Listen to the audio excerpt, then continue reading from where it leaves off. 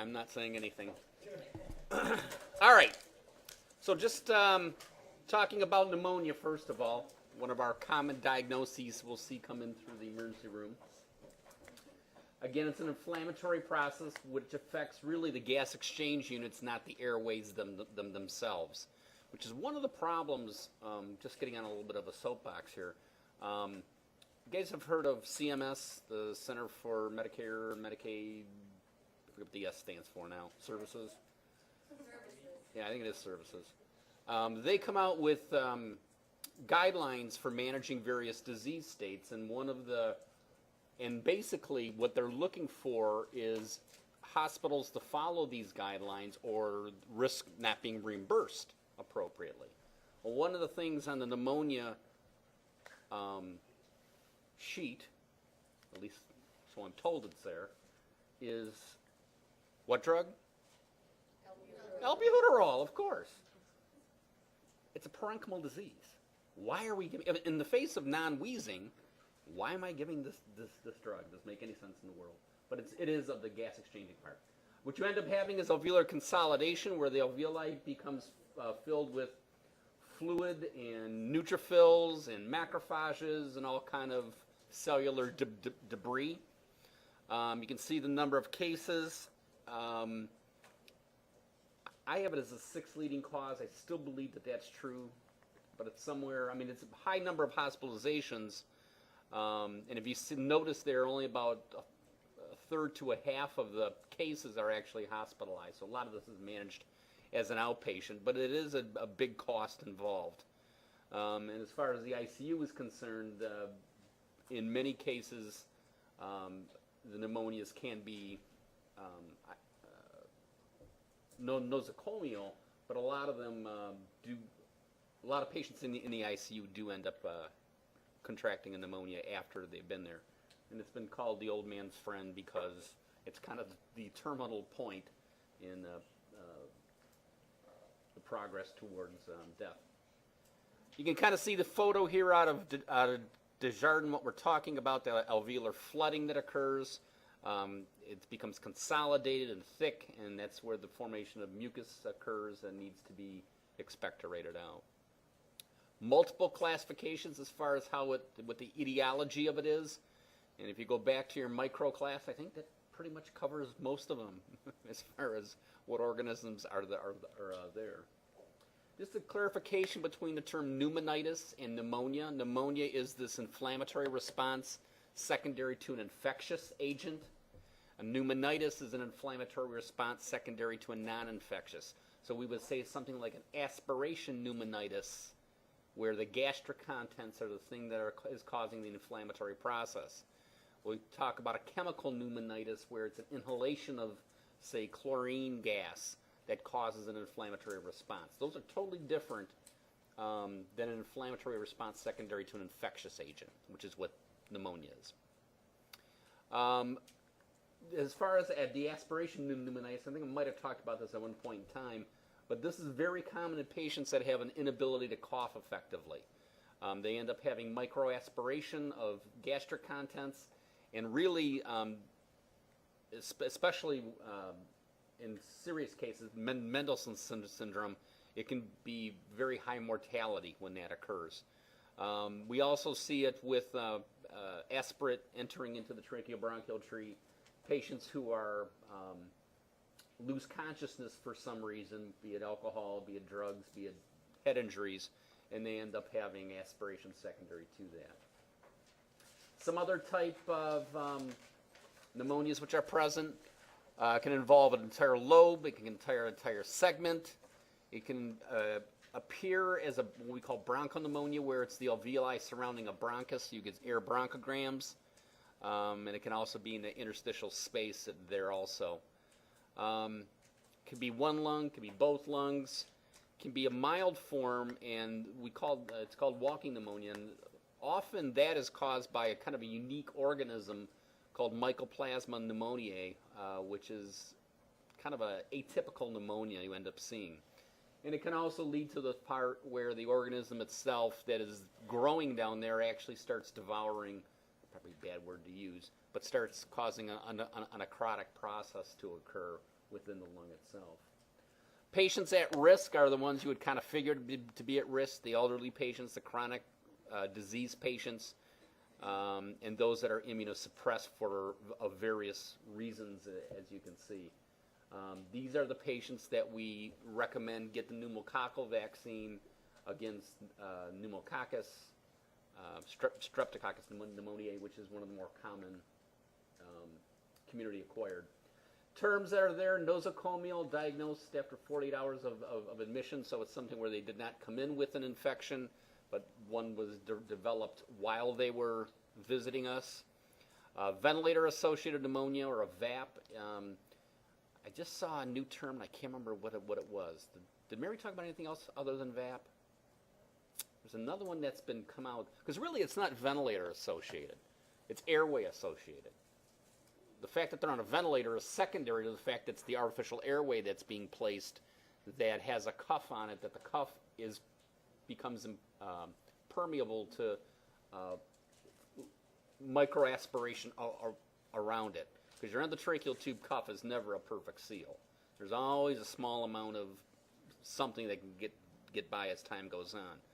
So, but of course, it's the ventilator that is blamed, and it's like, hey, wait a minute, it's not really us. No, it's just because these patients that they found getting these nosocomial pneumonias were on a ventilator. Well, they also have an artificial airway in place. So really it should be called an airway-associated pneumonia rather than a ventilator-associated pneumonia, but for whatever reason. The other type that we have is community-acquired pneumonia, and this is the type where they're not in a healthcare facility, which includes nursing homes, skilled nursing facilities, long-term acute care units, but rather it's acquired just in the general community. You guys can memorize this, right? Nah, I would never do that. But there is a way that they can go ahead and grade it as to whether or not the pneumonia that occurs during mechanical ventilation, if it's truly a pneumonia that we're looking at. And you can see that basically the 0 scores, and I won't ask you this, so don't get all wigged out, but I mean there's no tracheal secretions, as opposed to if they're abundant and purulent, you get a top score. Chest x-ray not showing infiltrates, localized infiltrates. Low-grade temp or no temp, high-grade temp, or very cold for that matter. No, relatively normal leukocyte count, very elevated leukocytes with the shift to the left. PF ratio that's elevated, and low PF ratio with no evidence of ARDS, and then again, your microbiology values. So that's the way we can scale it. Okay, what I do want you to know, and I'll point out to you, there are a handful of organisms that you should be aware of because we see them frequently. First one I want you to know, it's a gram-positive. It's the most common cause of pneumonia in the community-acquired pneumonias, and it's streptococcal or pneumococcal pneumonia. There's a lot of various phenotypes within that. And the pneumococcal vaccine given every 5 years is intended to reduce the incidence of patients contracting this. But our most common pneumonia that we'll end up seeing as a patient coming in through the ER. Staphylococcal pneumonia is, again, the second gram-positive one. Staphylococcus aureus is the most common causative agent for a staphylococcal pneumonia. And this is where the MRSA comes in, the methicillin-resistant Staphylococcus aureus, where we have to look to alternative antibiotics to be able to treat it. Okay, and then we know that Staphylococcal epidermidis is a normal flora and usually is not involved at all with pneumonias in the process. So streptococcal, staphylococcal, 2 gram-positives. Then we get into our gram-negatives. All 3 of these you should be aware of. Klebsiella pneumoniae, also known as Friedlander's bacillus. It often forms a lobar pneumonia, and it often is seen in older men and alcoholics, and don't ask me why. Or if the 2 of them go together, I don't know. Perhaps that is the case. But Pseudomonas aeruginosa we've seen before. Again, those chronically ill patients, like patients with cystic fibrosis, they have a very unique strain of Pseudomonas, and in patients who are chronically tracheotomized, long-term care facilities, LTACs, nursing homes, they very commonly will develop a very virulent strain of Pseudomonas. We actually used to have, did I tell you about the CF's camps? We talked about that? They used to have camps for kids with cystic fibrosis, but they found that the older kids were passing on a very virulent strain. It was very hard to kill to the younger kids. So they stopped having the camps, which was kind of unfortunate because it was a great respite for the parents. The second most common cause of a community-acquired pneumonia is Haemophilus influenza type B. And this is where the Hib vaccine, we know that the Hib vaccine has reduced the incidence of epiglottitis. It's also reduced the incidence of Haemophilus influenza pneumonias.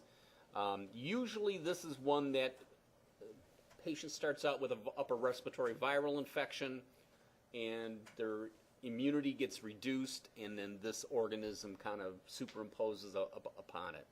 But if you got a patient coming in through the ER with a suspected pneumonia, the first thing we think of is streptococcal. Second thing we'll think of is this Haemophilus influenza, unless they're a chronic patient. Some other odd ones. The first one you should be aware of, gram-negative Legionella pneumophila. If you remember back, there was an American Legion convention back in the mid-'70s, and they had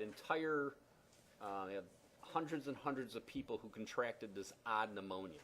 And they traced it back to the water supply, that somehow the water supply got contaminated, and whether it was the showers or could be. Was there air conditioning units? Okay. I may be wrong then. We'll go with air conditioning since us older people know better. But there's basically the thing with Legionella that you need to remember is that it's very hard to diagnose because it takes a long time to culture out. So it's one of those things that they find out 6 weeks from now that's what he had. E. coli, hopefully we never see in the sputum, as it's predominantly found in the gut. It's normal flora in the gut. It's needed in the gut, but it's not needed in the lungs. If it does appear, typically it's associated with poor hand washing, obviously. Enterobacter, Enterococcus are also GI, as is Proteus, but in very small quantities. The Enterococcus has led to another resistant VRE, the vancomycin-resistant Enterococcus, and becomes very, very difficult to kill. And then Serratia. So just Legionella of that group that you should be aware of. We talked about MRSA and VRE, and we're running out of antibiotics to fight these guys. The strains are so horrendous in the process. Viral pneumonias you typically don't have because they're predominantly in the upper respiratory tract. If it's in the lower respiratory tract, it often is combined with a bacterial infection as a superimposed. And they're real hard to diagnose, real hard to treat. So that's kind of the essence of them. That was wrong. Pertussis. Pertussis is one which we thought we had gotten rid of. I mean, for years I never heard of a case of pertussis, and now it's coming back again. It affects typically kids less than 3 years of age, although it can be really fatal in 1 year of age. It's an airborne transmission, and this is why we're requiring you to have the Tdap up to date, because they're seeing, like I said, a resurgence of it. Goes through various stages. The first stage is called the catarrhal stage, where it looks just basically like the flu, low-grade temp, rhinitis, mild cough. Then it gets into the paroxysmal stage, where you start seeing the true whoop that occurs, and it's on the inspiratory. It's the inspiratory that you end up having in the process, and it gets to the point where the coughing is so bad that the child either vomits or just collapses. It's not. It seems like it's something benign, but it is very, very dangerous. Gradual recovery, 100-day cough. That's a little over 3 months of this process going on. So those poor little kids are just. Oh, I'm going to go back here.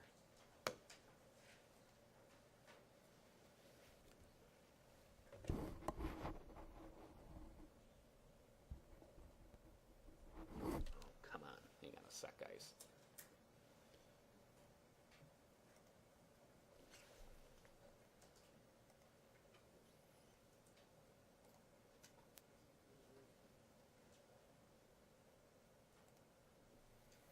I'm going to play a little.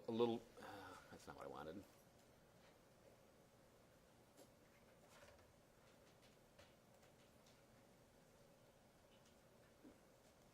Just talk amongst yourselves.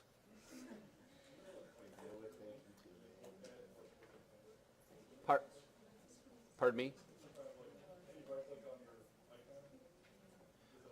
Yeah, it's supposed to, but it's not doing it.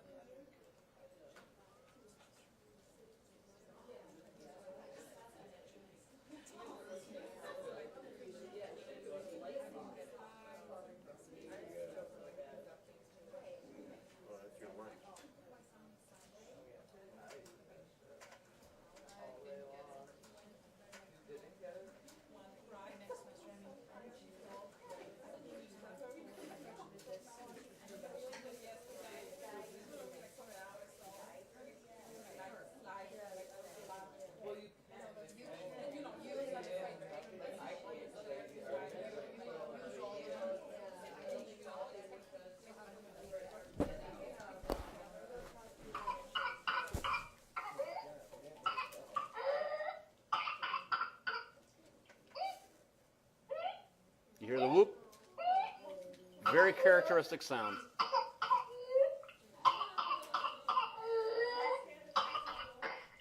And they continue until they vomit.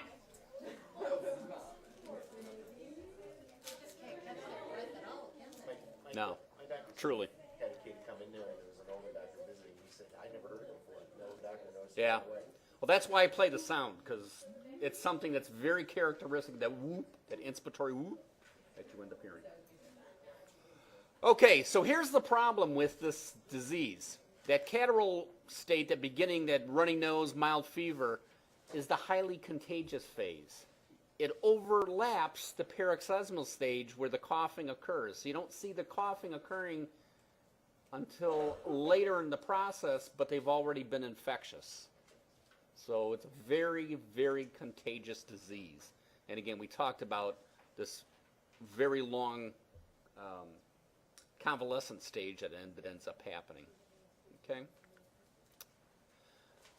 Those infants who are hospitalized with pertussis, many will have apnea, 20% will get pneumonia, some will have seizures, and some will die. Some of the coughing will be so severe that you end up having an encephalopathy, which means that the brain is not getting adequate oxygen and you develop brain damage secondary to it. Holy Toledo. Now, do these babies get this generally once an adult has it and the adult symptoms are? No, not necessarily. No, it's passed kid to kid. Yeah, that's what. The commercials make it seem like the mom gives it to the child. Yeah.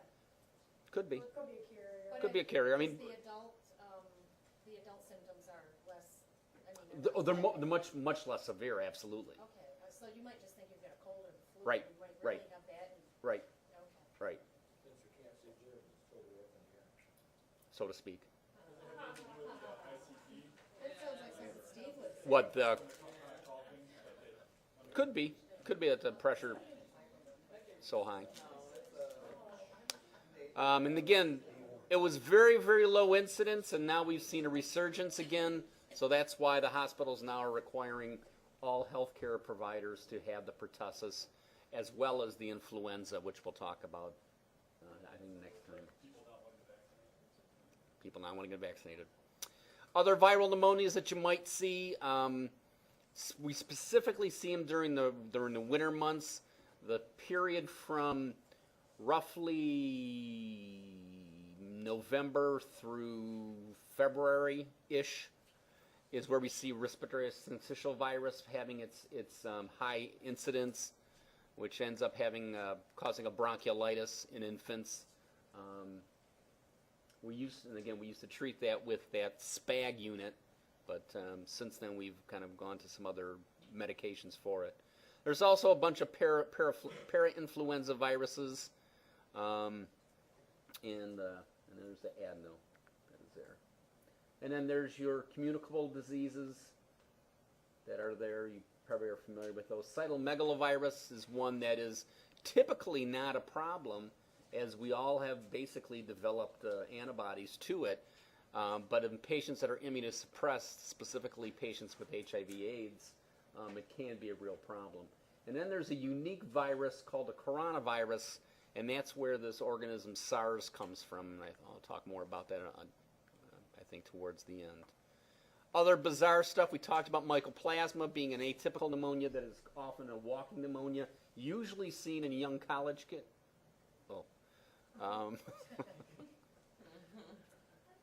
Rickettsia, if you remember, is this organism which uses fleas and ticks to transmit and creates disease called Rocky Mountain fever or Q fever.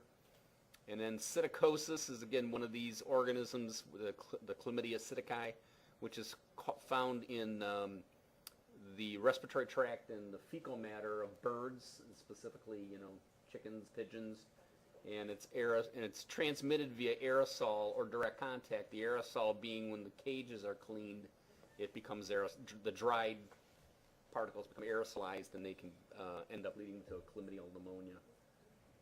Ain't that a wonderful thought? Eh? Psittacosis. I just love that. It's kind of a nice word. Why is walking pneumonia so common in young people? Do they know? No, just that they probably have enough reserve to overcome, and it doesn't knock them down, so to speak. Pneumocystis carinii is one I want you to be aware of also. It's an opportunistic form of pneumonia we see in immunocompromised patients. Again, it doesn't affect normal healthy people or otherwise healthy people. We're not sure what it is. We thought for years it was a protozoa. Now we're saying it might be a real bizarre type of fungus, but it certainly does not respond to the typical treatment for a fungus, so we're still kind of unsure where to go with it. But it's one of the common ones that we see in patients with HIV/AIDS. Okay, Pneumocystis carinii. It actually has a new name, which I don't have there. Girovisi. I'm not sure why they changed. I think it was after the. Well, it was also, I think, I think it was the person, they renamed it after the person who first identified it. I think that's where it actually came from. I have a question about that, if you don't mind. Yeah. So I was just wondering with that disease, are there actual cysts that form like in the area with it? Not really. Not necessarily. But again, the key part to remember about this is it's opportunistic. Ordinarily, we would have no problem with it. Okay. So we see it a lot in patients that have HIV, I'm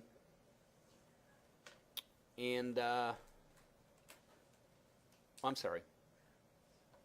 We see this with patients who have HIV. Moving on to fungal infections, we see these on patients that are opportunistic. You should know Histoplasma capsulatum is a fungus, and Coccidioides immitis is a fungus. Candida albicans is a fungus. We see that a lot with using steroids, not rinsing the mouth out. You get a candida infection. And the fourth one that I want you to know is aspergillus. What I'm really looking for here is just that you're able to put them into the various categories. Who's gram-positive, who's gram-negative, who's fungus, who's viral. Pardon me? These are all fungal infections. Blastomyces, you don't see that often as far as a pneumonia infection, although it can be. And the key part is the bottom, that amphotericin B. It's an IV antifungal agent that is used to treat those fungal infections. So are fungal all opportunistic? Yeah, there's usually either some primary infection, a viral infection that it superimposes upon, or patients that are immunocompromised for whatever reason, they're very susceptible to them. What about patients who might be taking an antibiotic that develop a fungal infection? Like So, thrush or, knocking because of the antibiotic knocking out their normal defense. yeah. Yeah, it's possible. But there you can just see this aspergilloma, a fungus ball, as they're known. Just this huge area where the fungus is developing inside the lung, and obviously you're not going to have much aeration there. There's a whole bunch of other ones that are there. Is this you do have this? Okay. Bats and birds, and certain ones are endemic to certain areas. For instance, Southwest United States, coccidiomycosis is the disease that is caused by Coccidioides immitis, and it's endemic to Arizona, New Mexico, that southwest corner. What else is cool here? Exposure to rabbits. This is did I blow this up for you? This is actually a pretty good one. Something we should. Well, there's just a lot of good stuff in here. Where is this, is it in our book someplace? You know what? If not, I will. I don't think it's in Desjardins. I'll go ahead and email this to you. If somebody sends me an email to remind me. Okay, tuberculosis. Tuberculosis is one of the, it's obviously one of the oldest diseases around, but we're still quite common worldwide, with 15 million active cases. Wow. Still prevalent in the United States. I don't know how accurate those numbers are. I haven't double checked them prior to this, but in 2009 we were still looking at 11,000 cases per year, with a good number of those cases of patients being born outside the United States. Highest incidence is in southeast United States, inner cities, homeless, jails, basically patients that have not the quality living conditions, if you will. HIV infection HIV has a great comorbidity with tuberculosis. And obviously as you age, you become a greater chance of contracting it. It's a chronic disease that requires months of treatment. This is the problem that exists, is if it's not treated properly, you can develop a drug-resistant strain, which then becomes even more problematic. It can affect many organs in the body. Its most common location is in the lungs, specifically in the apices of the lung, but it can be elsewhere within the body. It's caused by an organism, Mycobacterium tuberculosis. There are other Mycobacterium species, Mycobacterium leprosai, I think it's what it is. It causes leprosy. Mycobacterium avium, which is a different species of Mycobacterium, totally different function. But basically what ends up happening is you have a lesion developing called a tubercle, and that tubercle undergoes caseation. And I'll show you pictures of what I'm talking about here. Because of the higher PO2 in the apices and in the bases, that's where they typically migrate to or grow in. It's an airborne mode of transmission that occurs from droplets from a sneeze and that remain suspended and are inhaled. The initial infection doesn't necessarily have any symptoms or sickness. They may not even know that they're contagious. I'm sorry, they may not even know that they have it. They're not contagious at this point, but it's called latent TB. What ends up happening then and later at some point in life, and could be within the next week, could be 20 years from then. You have active TB, which when the immunosuppression happens, either some other insult to the body, you end up having that TB, that active TB developing. And then treatment is done with multiple first-line drugs. So this is when we have multiple drugs treating it. and the treatment is for 6 to 9 months. Ain't that fun? And we've now seen this multiple drug-resistant TB, which has a very poor category. So primary, post-primary, and disseminated. Primary TB is where we had that first exposure. It's implanted in the alveoli, and it begins to multiply. There is some inflammatory response on the part of the body that the leukocytes and macrophages attempt to engulf it, but they don't kill it, and this is where the problem occurs. This is where we would see a positive TB reaction if we did a TB test, and it's not necessarily that we see a typical pneumonia picture, but there is this process going on. So these are your little organisms inside, and they land inside the lung, and that's basically that inner component that is there. The outer component is basically the body's response. It engulfs it, but it doesn't kill it. So it traps it from spreading, but it doesn't kill it. So this is that early part, that 2 to 10 weeks. We developed this tubercle or granuloma, because it looks like it's basically granulated. And that's that early infectious stage. Then what ends up happening is that the inner portion there becomes necrotic. It goes through a process called caseation, and if you were to look at it, it looks like cottage cheese. Isn't that a wonderful view? And this is the point at which it becomes highly contagious. And what ends up happening is that caseation actually erodes through that bubble that was created around it, and you end up with a cavity being formed. The lung tissue is actually dying. Eventually what happens through the healing process is that we end up having fibrotic changes happening. There's calcification, and the lung tissue itself actually is lost. This is where we used to have TB sanitariums, where we'd send people to rest and relax and recuperate, with the hope of that healing happening.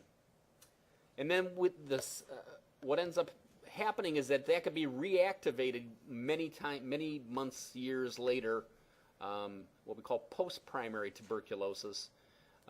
So although most patients can recover entirely, this bacillus can remain dormant until something weakened immunity wakes them up. Okay. Why can't it be killed? Because the organism itself is kind of just engulfed, but I honestly don't know why the macrophages don't destroy it. Because they destroy other ones. Yeah. Don't know on that one. Patients that are at a higher risk, those that are malnourished, those that are not in a traditional living environment, or who are living in a very overcrowded condition because of the easy transmission that occurs, those that are immunosuppressed. Why do we always pick on alcoholics? I don't know, but they're in that group also. And then there's also what's called disseminated tuberculosis, where it's not the primary location. It's kind of like a cancer that is metastasized to another location through the lymphatics and bloodstream. Those organisms, the bacilli, escapes the tubercle and goes elsewhere. Miliary would be through the bloodstream rather than through the other lymphatics process. But they go to other areas that are oxygen rich, the kidneys, the bones, the brain. So here's our initial organism developing a cavitation to the point that it's taken over a good portion of the lung. And let's see if I got it. Some of the symptoms that need to be aware of. Sneezing is, no, I'm just kidding. Sorry. General malaise, general feeling of just listlessness, can't feel like you do anything, weakness, cough with sputum production, initially not much, but gradually increasing as the disease gets worse, night sweats, chills, dyspnea, loss of appetite, and weight loss. Those are classic signs of tuberculosis. So if you got a patient...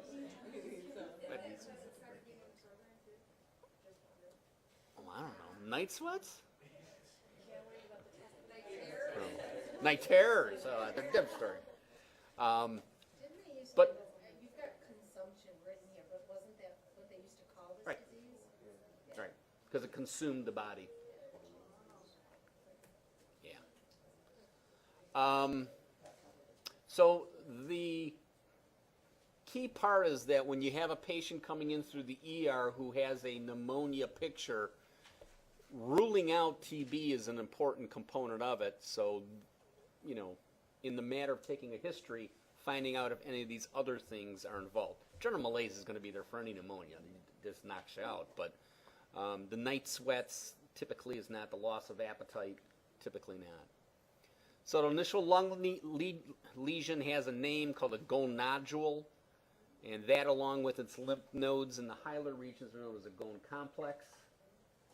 And they can end up forming all kind of others. Multiple nodules can occur around the clavicles, and again, we're talking about upper lobes, and can lead to these cavities forming and pleural effusions in the process. And here you can see the area up in the upper lobe of the lung.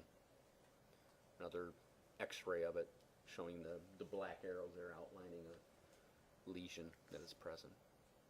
Diagnostic, you guys know about the TB skin test, the Mantow test, where we put a small amounts of purified protein derivative, PPD, subdurally, and you should know that it's a 10 millimeter induration. If it's present, if you have a 10 millimeter induration, it's positive for TB. Doesn't mean you have active TB, just means that you've been exposed to the TB bacillus at some point along the line. Prior to the development of good universal precautions, many healthcare workers had a positive TB test. This was kind of the nature of the beast. Sputum culture is done in an acid-fast stain. It's a Zeal-Nielsen and fluorescent stain are the stains that are done. It'll differentiate the tuberculosis from other acid-fast organisms, other mycobacterium species. Takes a while, though. And this is where the problem comes up for us. You know, these patients are going to be seen by us. We don't know they have TB. And you'll get a call to come see your manager, and he says, well, remember this patient you saw 7 weeks ago? Hell no. Well, your name is on the chart. So now you have to be prophylactically treated because we feel you may have exposure. Sputum may show acid-fast, but negative for TB. Again, it can be one of those other acid-fast organisms. Chest x-ray is another way that we diagnose it. Somebody who has a positive TB test will have to have a chest x-ray to rule out locations. And then there's this new test, quantiferon TB Gold. I'm not aware of anyone who is utilizing this, but it is one that is very useful when the BCG vaccine was given. Many individuals who immigrated to the U.S. from foreign countries actually got a vaccine for tuberculosis, and so they're always going to be testing positive. This is one that we can use on those patients where these other ones won't be of so much use for them. There's the Mantow. Drug therapy. You guys should know these first-line drugs, at least by recognition. I will only use the the trade name. No, excuse me, I said it wrong again. Generic name, the ones in small case, rifampin, isoniazid. There we go. Pyrazinamide, ethambutol, rifapentine, rifabutin. Good God Almighty! And if you'll notice, I also put little marks here. Rifampin, rifampin and isoniazid are the two drugs that are primarily utilized. Rifampin reduces the effectiveness of oral contraceptives. Ladies, that may be useful to you. Isoniazid causes liver toxicity when alcohol is used. So if you're placed on these drugs, you can't drink for 6 to 9 months. We used to use streptomycin. Its use has been reduced. So if the patient doesn't respond to treatment in 2 to 3 weeks, we look at we either look at it as being a non-compliant drug. We either look at it that they're not being compliant, or we look at them as having a multiple drug-resistant strain. Also treat them with oxygen if needed. Isoniazid, 9 months, not 1 year. So if you got a positive TB skin test after an exposure, congratulations, you're on isoniazid for 9 months. What we try to do as far as managing these patients is keep them in an isolated environment. One of the things we will do the first 2 weeks of the summer semester is go through and do N95 mask test, which is basically the a mask which is a little more protective than just a traditional surgical mask. It has to be tight-fitting. You'll get tested on that. AIDS was basically a syndrome that was kind of stumbled across more than anything. It's the HIV virus, which is actually the virus which causes this acquired immune deficiency syndrome. But basically, it's a loss of the immune function, and kind of goes throughout the body. Good movie if you ever want to, just when you're bored and you got nothing else to do. It's called "And the Band Played On." Kind of is the history of the AIDS HIV process, and the cast of it, you'll go, oh my God, it's like half of Hollywood is in the movie. But again, it's a spectrum that exists from people who feel and look totally healthy with no signs of infection through the terminal stage. This is probably not accurate anymore, since I need to update that, because they're getting a whole lot longer life once diagnosed, and we know that it is, when they're infectious, can be passed quite easily to others. Transmitted through multiple areas, including saliva. Most commonly found in a group of patients that typically were not, and it was really the blood transfusions that tripped the government to really get into high gear as far as finding out what the cause was and isolating it and looking for some mechanism to treat it. We know about universal precautions. Did Mary talk about recapping needles? Ad nauseum. I've been poked. This is back in the days when we didn't wear gloves to draw blood. Pardon me?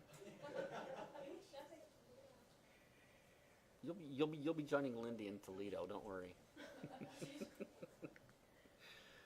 But again, what ends up happening is you have these opportunistic infections where you're seeing infections that normally you would never see.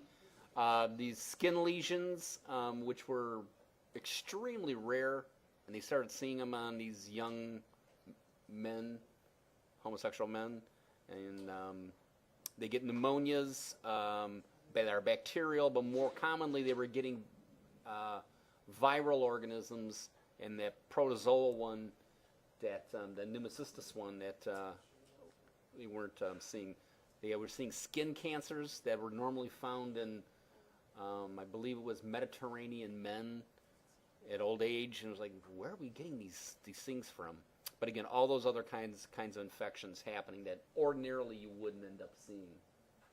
Treatment right now, they're being very successful with antiviral agents, especially used in combination, and there's probably even more than what is up there. I don't expect you to know them.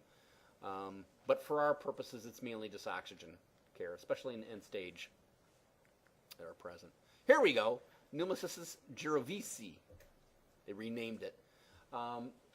We might be called to administer a aerosolized agent called pentamidine, also known as Nebupent. You should be aware of those. It's aerosolized